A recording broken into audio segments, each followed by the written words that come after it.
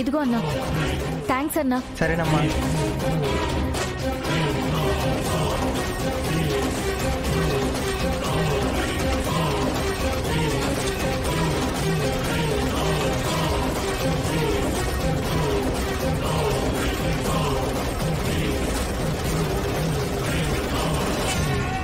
Excuse me,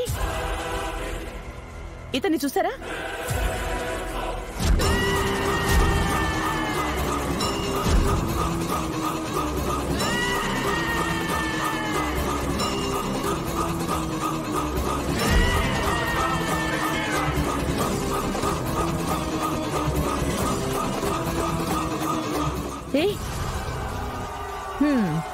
చచ్చిపోయిన మావయ్యని హాస్పిటల్లో వెతుకుతున్నావా పూర్వ? అంటే నీకు పిచ్చి ఎక్కడం మొదలు పెట్టిందన్నమాట. అంతేలే, చేసిన పాపాలు అలాంటివి. ఏయ్, మరి నేనంత పిచ్చిదాన్ని అనుకోకు భూమి. కేపీ ఈ హాస్పిటల్లోనే ఉన్నాడు అనడానికి నా దగ్గర ఆధారం ఉంది. ఇదిగో కేపీ వాచ్.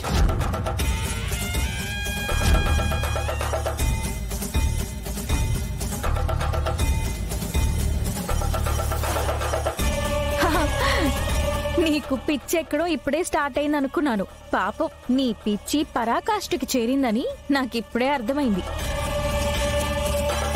అలాంటి వాచ్ ఎవరి దగ్గర ఉండదా? నీతో మాట్లాడుతూ నిలబడితే నీ పిచ్చి నాకు అంటుకుంటుందేమోనని భయంగా ఉంది. వస్తాను. ఆగో, నువ్వు ఈ హాస్పిటల్కి ఎందుకు వచ్చావు? నీ చేతిలో క్యారేజ్ ఏంటి?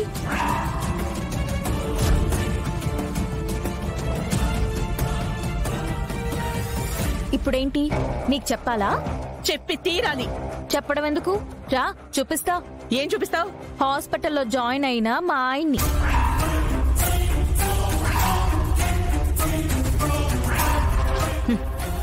మీ ఆయన కోసం ఇంత పెద్ద క్యారేజా? ఇద్దరం కలిసి తింటాం, ఒకరికొకరం తినిపించుకుంటాం. నీకెందుకు? ఏ నువ్వు కూడా వస్తావా? రా తిందుగాని. Excuse me. సార్. మ్యామ్, ఈవిడ మా అమ్మగారు, పేరు శారద. ఈ హాస్పిటల్కి ఎందుకు వచ్చారో ఏంటో కాస్త ఇన్ఫర్మేషన్ ఇస్తారా? 1 సెకండ్.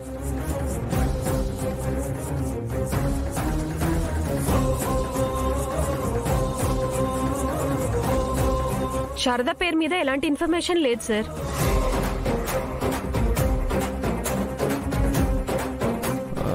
Okay, just minute. పోనీ ఈ ఫోటో చూడండి. తన పేరు భూమి, పెద్ద కంత్రి. ఈవిడేమైనా వచ్చిందేమో ఒకసారి చెక్ చేయరా ప్లీజ్?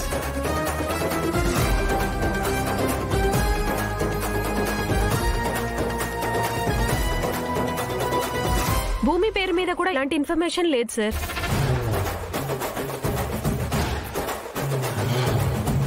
మ్యామ్, నేను హాస్పిటల్ 2-3 డేస్ CCTV ఫుటేజ్ చూడొచ్చా? షూర్ సార్, తెప్పిస్తాను. మీరు కొంచెం వెయిట్ చేయండి. Okay okay.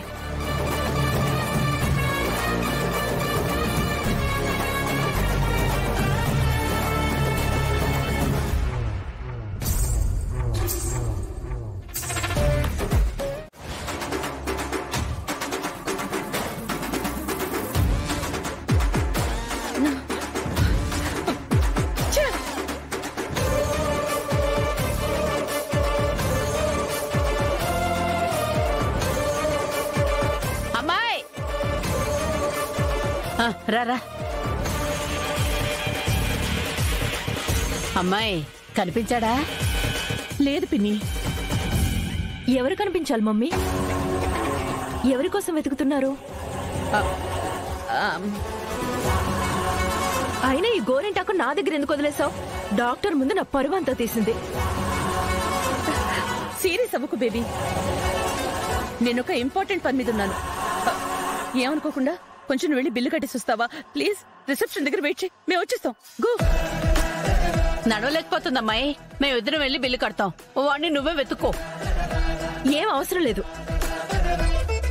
నా వెనకే వచ్చి నువ్వు నా పరువేం తీయనవసరం లేదు. ఆ బిల్లేదో నేనే కడతాను. ఏదో వెతకాలంటున్నారు కదా, వెళ్ళి వెతుక్కోండి. కవరి పదండి.